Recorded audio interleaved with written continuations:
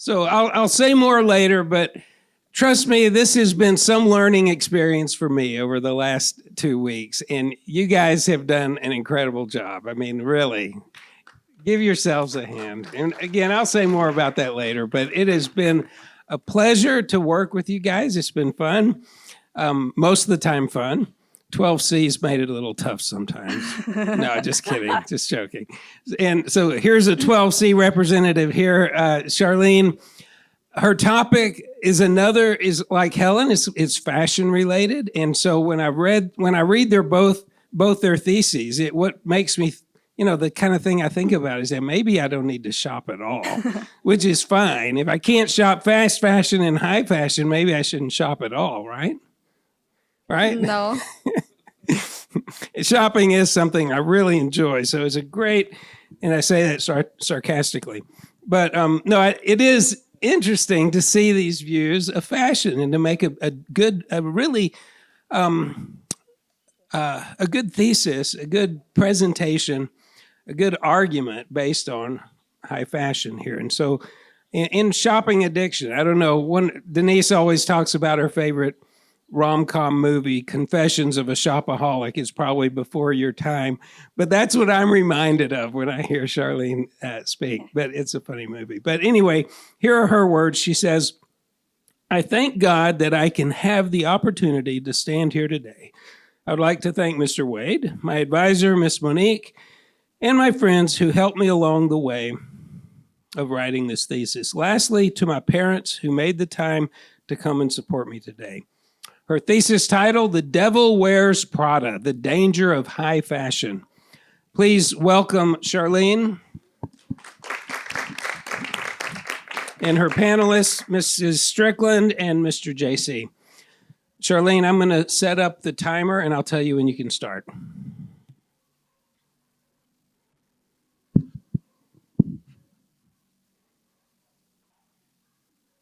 All right, you can start whenever you're ready. It's a normal Saturday afternoon in the mall. Groups of friends are laughing, couples are holding hands, and children are held tightly back as they pull their parents into toy stores. It was Chelsea's 14th birthday yesterday, and her mom had promised to buy her a gift. "Mom, come here," Chelsea said as she dragged her mom into the door. "Mom, I want this one. Actually, I need this bag." Her mom slowly shakes her head. "Chelsea, no, it's expensive." "But Mom, I want this for my birthday." "How will I pay for your food and school if I buy you that? There are better things for a better price. Choose something else." "But Mom, this is the only way they'll accept me. I can be one of the popular kids if they see me with this bag." "But why this bag, Chelsea?" "'Cause it's Dior." High fashion is all the hype when it comes to being accepted to a more exclusive society, to be perceived as someone with class.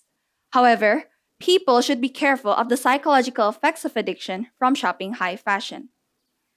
Clothes exist from as far back as humans can remember.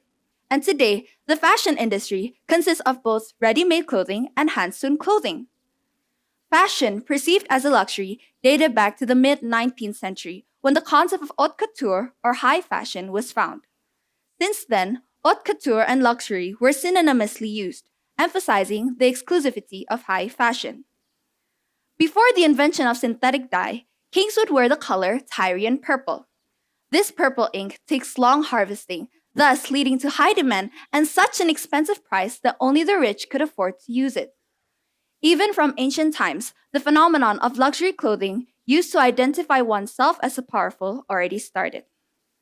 The word luxury originated from the Latin word luxus, meaning superabundance.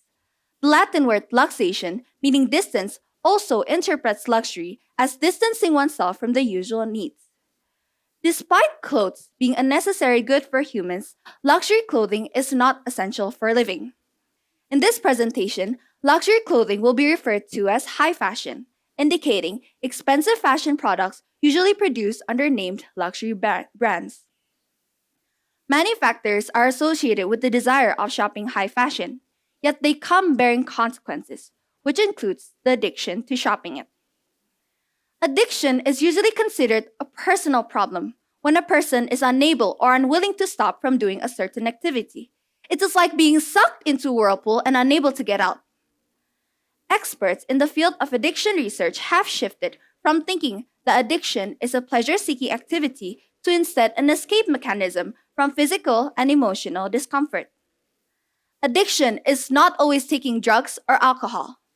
Activities that trigger the human brain to respond similarly to the pleasure from taking drugs can also develop into addictive behaviors, such as gambling, sex, and also shopping. The psychological effects of addiction from shopping high fashion are the thorns on red roses. People will be enchanted by the rose's beauty until they feel the thorns for themselves. The danger from shopping high fashion are not obvious. Social media promotes consumerism behavior, encouraging people to buy products they might not need. Even before social media, entrepreneurs already marketed products that are addictive. It is dangerous if the effects of addiction from shopping high fashion are kept in the dark. People will be more prone to uncontrollable spending, risking their economy and even their lives. Therefore, the question to answer is this: what should one do about it? To some, isolation is the best solution to completely cut off buying luxury items all in all. This may be hard, however, for people who are familiar with purchasing high fashion items. A different approach is to not be held captive by the reason of a luxury product want. In order to not be indulged in the marketing strategies of high fashion industry, someone needs to be able to distinguish if the price of a product is dependent on product quality or the brand name. Nevertheless, if someone sees that wearing high fashion can bring them class and social status, not properly addressing the effects of addiction will result in the continuity of this materialistic view. Thus, people should be careful of the psychological effects of addiction from shopping high fashion for 3 reasons. The superficial reasons for people to shop high fashion are addictive. The addiction from shopping high fashion leads to a self-centered lifestyle, and unwise spending hinders the economic sustainability of a person. The superficial reasons for people to shop high fashion are addictive. Firstly, people with the fear of missing out buy high fashion to follow trends. The fear of missing out, or FOMO, is a type of anxiety that drives the constant desire to follow the eventful lives of others as seen through social media and in real life.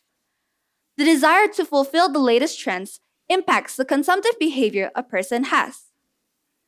The trend of looking like someone from a high society has been ongoing for years. As a result, people with FOMO who cannot detach themselves from the old money fad will continue to buy high fashion to fulfill this trend. Having said that, they should realize that the reason for their purchasing high fashion items is due solely to their anxiety. It is superficial and temporary, as anxiety manipulates their consumption and leads it to be addictive. The second superficial reason is that taking part in high fashion increases a person's self-esteem. The feeling that buying high fashion is an achievement increases the confidence of a person. The expensive prices on these products makes it exclusive, along with the general stereotype that it has better quality and is more superior than non-high fashion products. First of all, the expensive prices on these products are actually a driving factor for more people to spend their money on them. A person with low self-esteem would want to raise their confidence through external factors, their appearances, and high fashion serves as the perfect tool for them to appear as someone with class, value, and importance. Imagine this: a woman is going to a school reunion. Of course, she wants to make a good impression of herself. She opens her closet and sees that she has a $20 H&M maxi dress and a $3,000 designer dress. Now, since she thinks that clothes determine life quality, she chooses to wear the $3,000 dress. The personal knowledge of its value is a confidence boost in itself.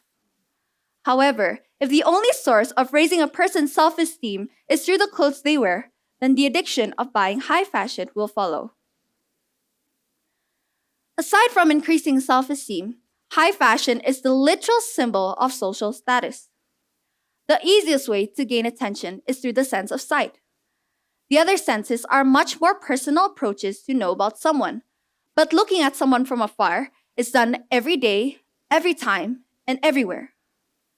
If anyone wants to raise their social status, all they have to do is put on a pair of Gucci. In other words, brands mean social power. A study on the obsession of luxury goods in South Korea analyzed the reason why people perceive social status as proportional with wealth. The culture of ranks in Korean society drives Koreans to fancy having high status, achieving it by wearing high fashion. High-end outfits bring acknowledgement to their status, both economically and socially. Those who shop for high fashion in order to gain social status are building their identity through temporary material things, which is unsustainable. They will keep consuming high fashion for recognition, and this habitual shopping turns addictive as their goals can only be achieved through their purchases. The addiction from shopping high fashion leads to a self-centered lifestyle. Shopping high fashion gives the feeling of false fulfillment. A materialistic person views possessions as important to their identity and well-being. Some researchers found the sense of materialism in drug addictions, but they also found that materialism affects behavioral addictions, such as pathological gambling and addictive buying. A person who holds materialistic views will tend to be addictive buyers. They associate objects with their identity. Since materialists enjoy possessing high fashion items, they are happy as they feed their addiction. The people trapped in the cycle of addictive consumerism are blind men wearing glasses to see. They try to fulfill themselves with the most familiar thing they know, tangible objects, not realizing that they cannot see without their eyes.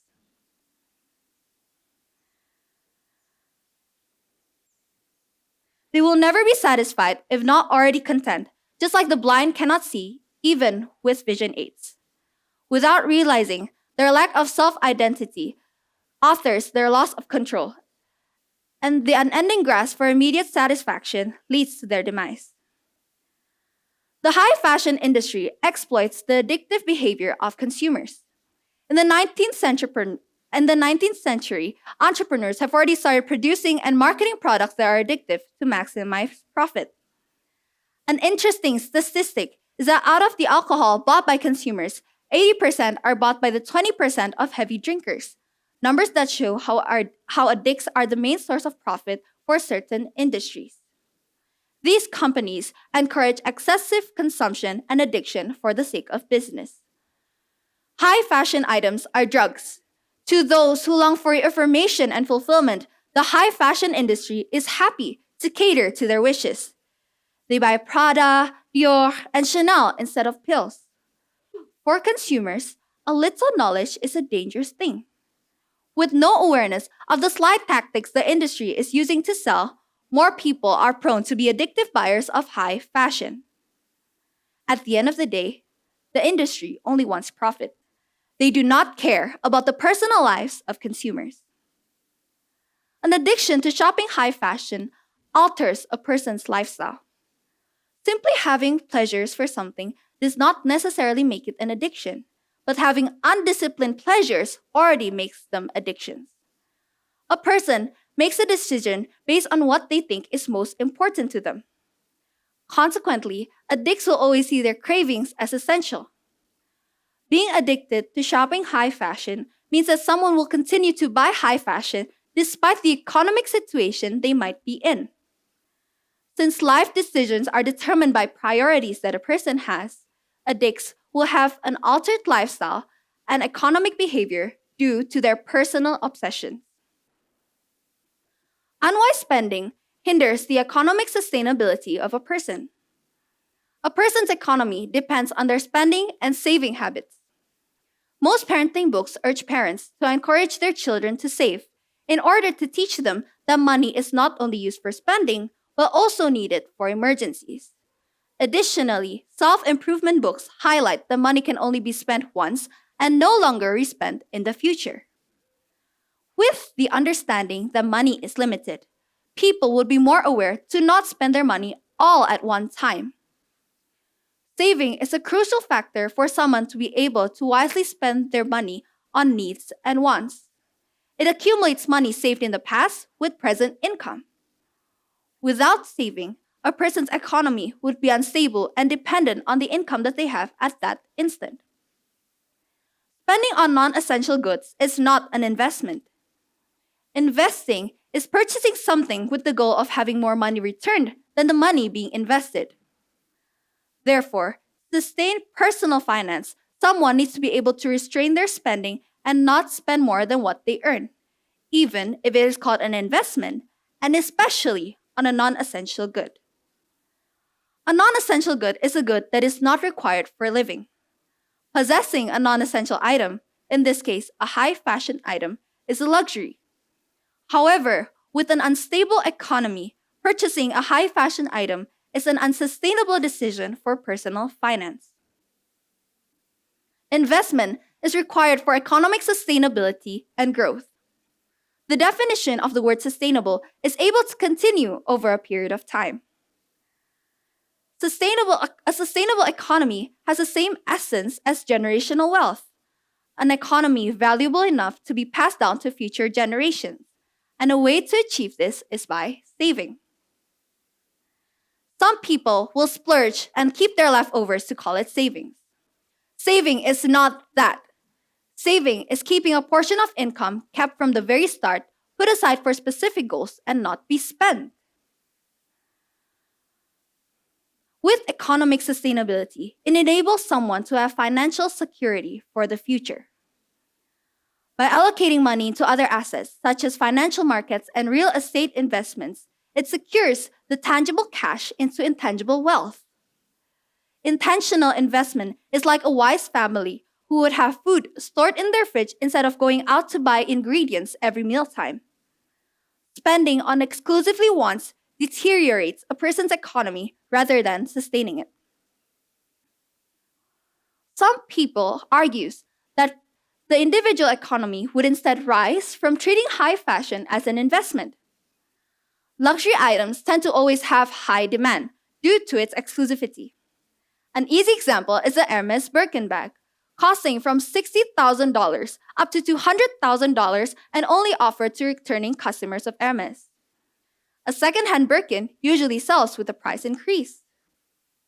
It is true that some high-fashion products will rise in price as time goes by, especially because people are willing to buy rare and discontinued styles even at a higher price. However, investing in high-fashion items is a risky investment because of the uncertain trends that affect it. Therefore, investing in low-risk assets is better than investing in high-fashion items, which can quickly lose its value and dissipate the investment in it. Certain people might also argue that taking part in high fashion is a sign of success and achievement. By the reason that high fashion is not affordable, it differentiates the individual from others, a sign of success in the competitive working place. Although it is true that possessing a high fashion item is a sign of success physically, this argument is flawed because people will not be content with immaterial achievements if their measure for success is shopping high fashion items. The motivation from their wants is valid. People would strive harder when they have a purse they want to purchase, a bag they want to buy, and a goal to get. However, the goal of only material goods would fall short for the satisfaction of the achiever. Without the materialistic goods that they want, they would feel unsuccessful, meaning that the countless wins in life with no physical reward would be ignored. We have explored the reasons why people should be careful of the psychological effects of addiction from shopping high fashion. The first being that the superficial reasons for people to shop high fashion are addictive. In short, people who desire to be socially relevant, usually with their lack of self-esteem, use high fashion to boost their self-confidence. We then moved on to the second reason, which is that the addiction from shopping high fashion leads to a self-centered lifestyle. Exploitation of consumers' fragile identities drives the addictive behaviors towards high fashion shopping, altering their lifestyle to have individualistic priorities. Lastly, since it is not an essential good, unwise spending on high fashion items hinders the economic sustainability of a person. As we move further into a future surrounded by online media and marketing deceptions, a lack of self identity will bring us to make decisions rooted on uncertainty. A materialistic view on our circumstances is a shallow viewpoint in life. More things exist beyond our possessions, and intangible things hold value. Let us not build ourselves upon the things we own, the things others can see, and the things the world socially praises. If we let the world determine who we are, our existence is threatened. Therefore, let us be wiser consumers for a better life. Thank you.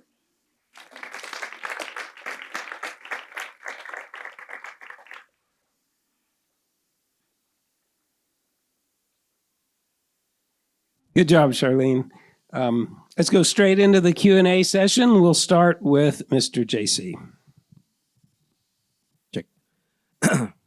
Hello, Charlene. I was Yeah, there. it's nice to be conversing with you while being watched by many people now. Just remember, 2 years ago we just had this, this logic elective class. Only the three of us, right? With Abigail, even though she's far away now. And all right, I'm trying to. I have several points here to that I've written here after reading your paper. The first thing maybe. The first thing is, I really love, first, this is my comment. It's not a question, but it's a comment. I love when you say that addiction is not only about sex or something like sex or illegal drugs, but also it can be about certain things that we crave so much that it seems that we cannot live without them. Yeah, like shopping, or to be more particular, shopping the branded things. Or even also maybe coffee, it could be, right? Or cigarettes, or whatever other things we can list further. And I think this is true. I think it should be emphasized that, because many people are judgmental about things like, you shall not be addicted to illegal drugs. But maybe in the same time, the person who says that is being addicted to something else that maybe he's not aware of or she's not aware of. The second thing is, I'm trying to consider try to see, as you mentioned also about some historical explanation, about the invention of the background, historical background about the invention of fashion, which is part of the civilization itself. So the age of fashion is almost like as old as how long civilization has been, right? So something like that. So I'd like you to consider certain theoretical things or theoretical perspectives from certain thinkers, maybe.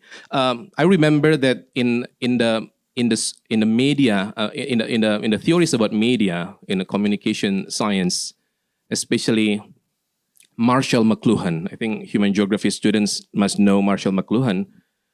Mentioned something like, in the future, he predicted, he's a Canadian philosopher, he proposed this a theory sometime in the 60s or 70s, and he predicted in the future, like in our age, in the present time, that somehow what will be meaningful is the symbol, not so much the meaning.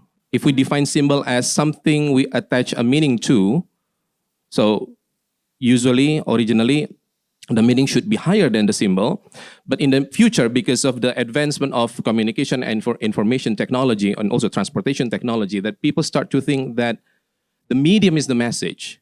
The medium means the symbol. The message is like, the medium becomes the message, even though it should be that the medium, normally, if we can accept this as normal, normally the medium should be the servant to the message or to the meaning. Yeah. So he didn't say that this is something good. I mean, this is something good or bad, but he predicted this to be happening.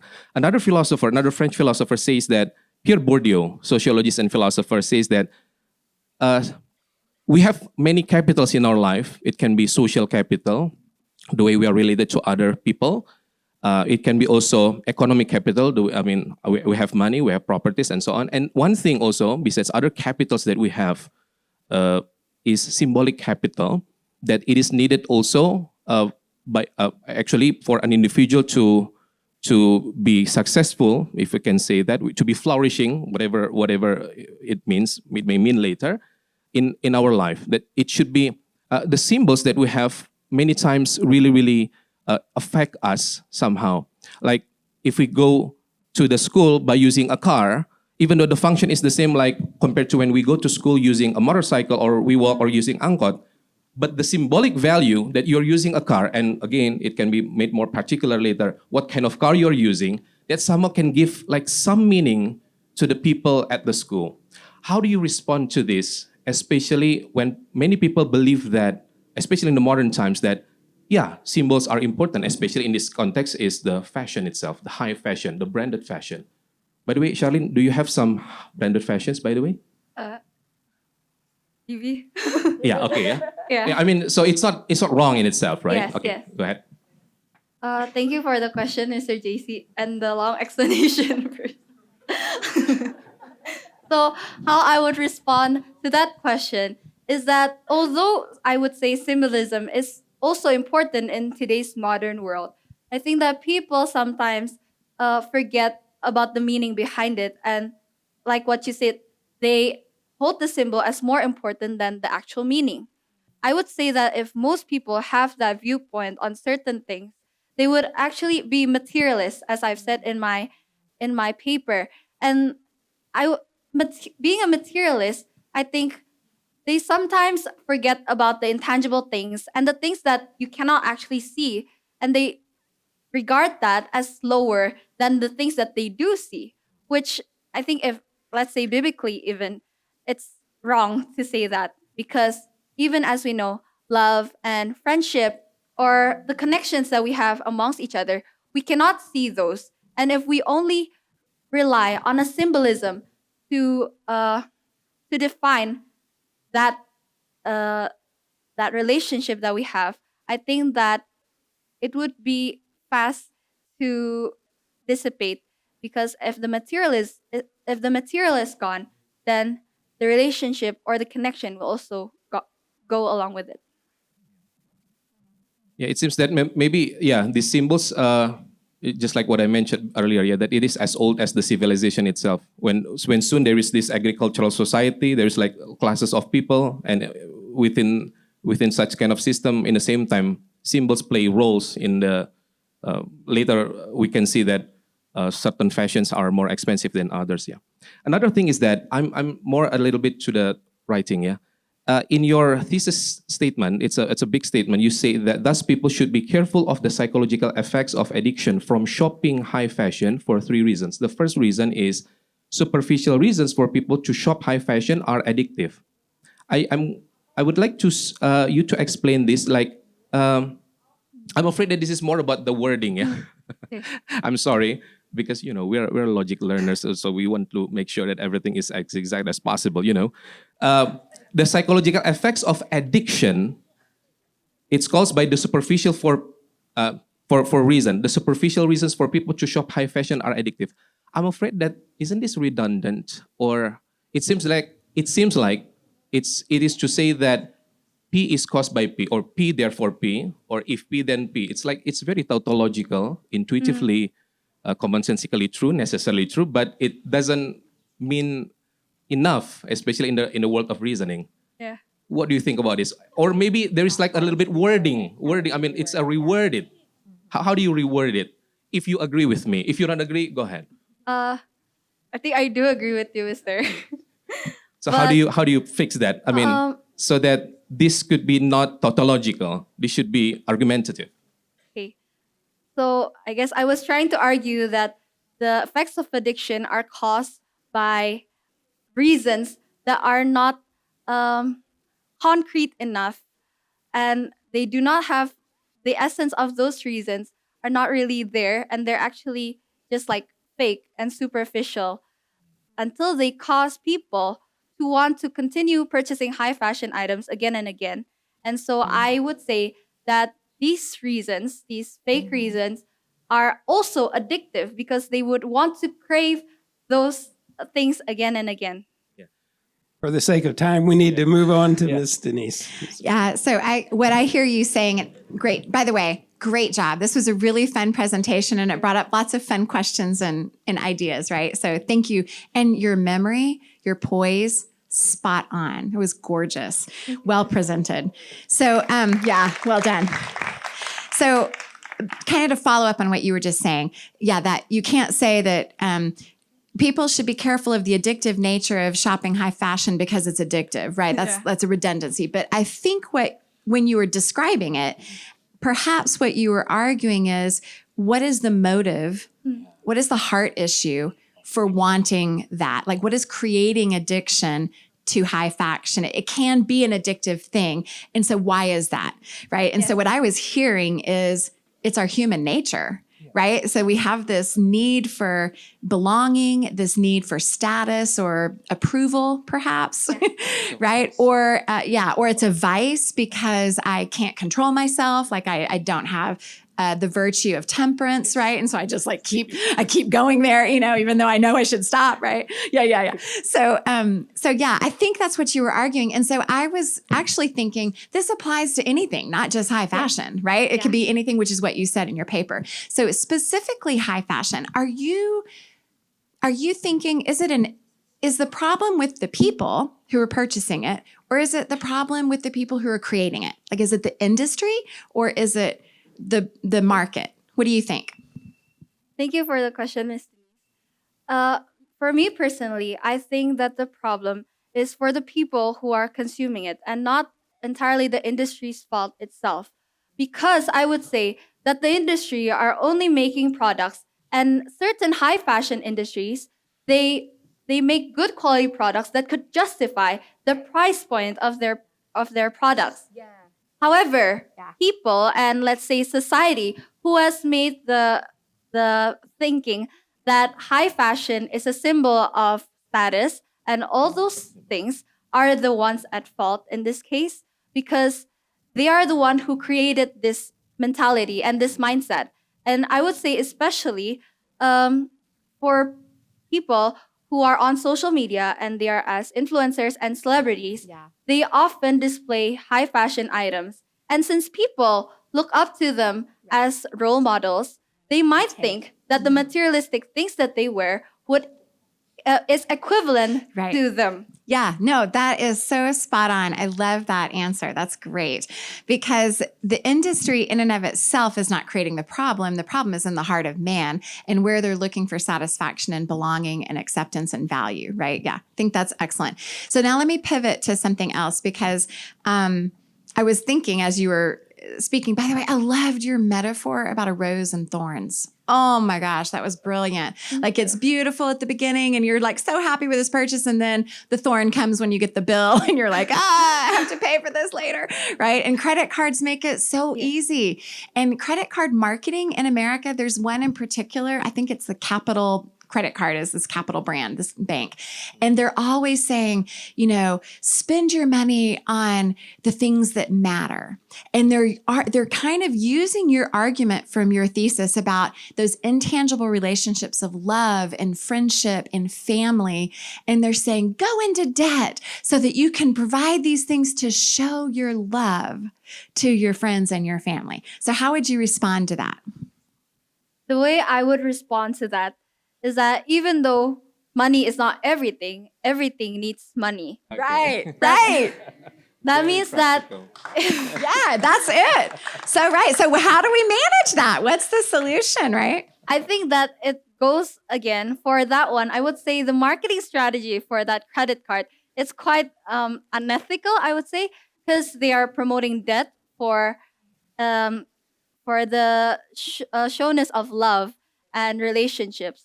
Although I would say that you don't have to go into debt to show your love towards your family, your friends, and buying them things. Yeah, agreed. Okay, so then the next item has to do with the idea of beauty. So we're going to talk about some more virtues, right? So we've talked about the virtue of some, do you have these things? Yeah. So you've got this virtue or this ideal of beauty, right? Truth, goodness, and beauty. And so I was also thinking, and I love that you're not arguing against the high fashion industry, because there's a place for it. Because if you think about the human nature and our need to want to create and be creative, so wouldn't we view high fashion in some instances as a form of art? It's an art form. Would you agree? Yeah. Yeah. Okay. So if it's an art form, therefore, one of your arguments was, well, it's not a wise investment. Okay. So I want to kind of speak to that a little bit more. And you tried to argue about it back in your refutation, but I want to dig a little deeper. In the same way that I can't go out and purchase a Rembrandt or a Van Gogh, I can't get the original. Yeah. I'm going to buy a print, right? Because I want to enjoy that artwork and I can't get the original, right? So, but is it wrong for us to have a high value price tag on the Van Gogh and the Rembrandt? No, right? So in the same way with high fashion, right? There is, like you said, sometimes, I mean, you get what you pay for sometimes, right? And so when you're paying a $3,000 price tag on this fancy dress, the question is it worth $3,000 or is it just a hijacked just because of the brand, right? And so where do you see that blurriness in the fashion industry? Is there true quality that's art form and then there's some that's just not? Yes. I do see that in the high fashion industry. That is why in this presentation, I want to emphasize that buying high fashion is okay and people can buy high fashion. But I would say that someone needs to be wise about it, especially looking at its product quality. Or let's say that you really like how the product looks and only that certain brand has it. And so I would say if you think the brand actually, if the product actually justifies the price point and you think that is a wise decision to make, then you can go ahead and purchase it. Yeah, I think that's great. So I'm going to give you one final example. This is this summer we went to see our granddaughter in Florida, and we went to a very fancy place in West Palm Beach. Okay, it's right down the street from Trump's residence, Mar-a-Lago, and so it's this fancy hotel. Like Sylvester Stallone lived there for a while, and I mean it's like really, really famous. Okay, so we're browsing the shops, and my sister and I just walk into this one swimwear shop. I can't even remember the brand name, but we walked into a swimwear shop, and I was like, "Oh my gosh, this is the cutest swimsuit! I love it so much!" And I looked at the price tag. $700 USD for a swimsuit. I almost vomited in my mouth. I was like, So we bought it. No, we did not. so you would be so proud of me, right? But I was thinking, could this swimsuit possibly be worth $700, right? Yeah. And that, I think, is what you're speaking to about the high fashion. It's in the setting of wealth, and it's catering to a wealthy market. And it's as if they're saying, you're going to be more important if you spend $700 on a swimsuit instead of buying it at Walmart for $30, right? Which, yeah. So I think that you're right, that there is a tendency to exploit it by the industry. And I think that the consumer needs to be so wise about why they're purchasing what they're purchasing. So how do you tell a consumer, here's where the line is between beauty, wanting to look lovely, and when you've crossed the line of you're kind of going crazy and you're in excess? The line where I would tell a consumer about beauty and that one is that if you can get a similar product or like a good quality product, even at a lower price point than the ones that the high fashion industry is selling, wouldn't it be a wiser choice to buy that one rather than the one that the high fashion industry is selling?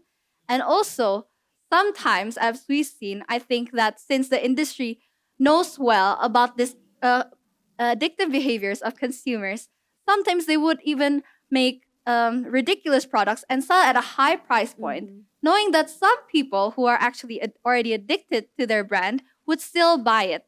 And I would say that some consumers, I think they need to be, I need to give realization again about, are you buying it for its product or are you buying it for its brand? And why are you buying it for its brand? Right. No, I think that's well said. Okay, I think Mr. JC has one quick question. I have a question too. Very quickly. I think one thing that we agree upon, maybe most of us here agree that it's good to it's very good to have a branded fashion or so with a very very cheap or good price, right? Yeah. Still, right? One last question, and I hope that the answer can be short also. We have studied about the cardinal virtues in logic class. You know, all the virtues, theological virtues and everything. Maybe can you mention one virtue or cardinal virtue that people that is obtained if people are truly getting exhorted or persuaded by your speech this morning? What virtue? Maybe at least one, or you can mention more than one. Virtue, like truth, is there? Whatever. The universals, the transcendental, whatever. I would say the virtue that I want to say is truth, because uh, because people, they need to see behind what is actually material, and like not hide themselves under the things that they wear, but instead show themselves as who they are and their essence, rather than showing off what they have and possessions. Because in real life, I don't think that that is what's important. But what is important, especially let's say to the afterlife, is who we are as a person. So you mean related to prudence, maybe? Yeah, truth. Yes. Yeah, okay. Good. Okay, very good. I have So one proud more of you. One more quick question, real quick question. It seems like there's sort of maybe a gray area between what we call high fashion and what's not high fashion. And I think about entrepreneurs are smart, right? Starbucks, when coffee used to be 25 cents a cup, and Starbucks said, you know, there are wealthy people out there who think that $5 cup of coffee is going to be really what they need to buy so everyone can see them spending money. And it worked. It was marketing that worked, right? A cup of coffee is not worth $5, right?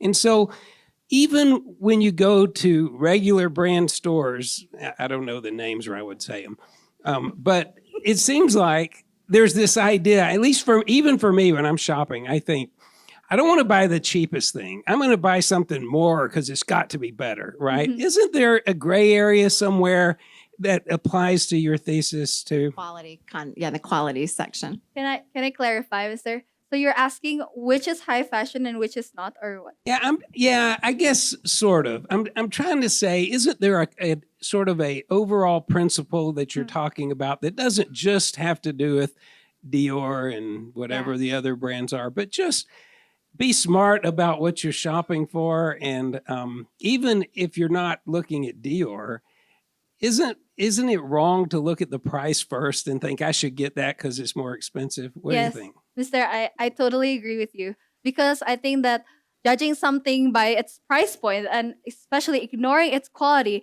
is just, I don't think it's right, because you are paying money for, I guess you would want to get good quality, or quality that that is justified by the price. So if you're looking at the price first, then I would say you already have that materialistic view. Yeah.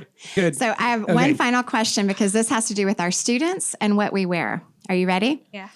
So many classical Christian schools in America and many schools in Indonesia require uniforms. They require uniforms to combat this very thing that you've been addressing. So do you think uniforms are a good equalizer to help us not focus on the materialistic brands that we might be wearing to school? What do you think? Yes or no? I do think that uniform is a good equalizer, because then students will appear more uniformly and they don't really see each other through the clothes they wear. Right, with the status, right? Yeah. Although I would say that other than uniforms, like I remember when we were in grammar school, we would view people who have Smiggle pencil cases as like it's more than the usual pencil cases, because it seems to be like at a higher price point and they look better than others. So there's this universal need, even if you try to regulate and make everybody equal, which is what communism tries to do, by the way, right? Really within the heart of man, would you argue that there is something that strives to make yourself set apart? Yes. Yeah. Yeah. Okay. Well done. Very good. Well done, Charlene. Excellent job. So we've got what we're going to do. We're going to take photos in a second. Friends and family of Charlene can meet up here at the backdrop and panelists for photos. Thank you, Will. We'll take quick pictures.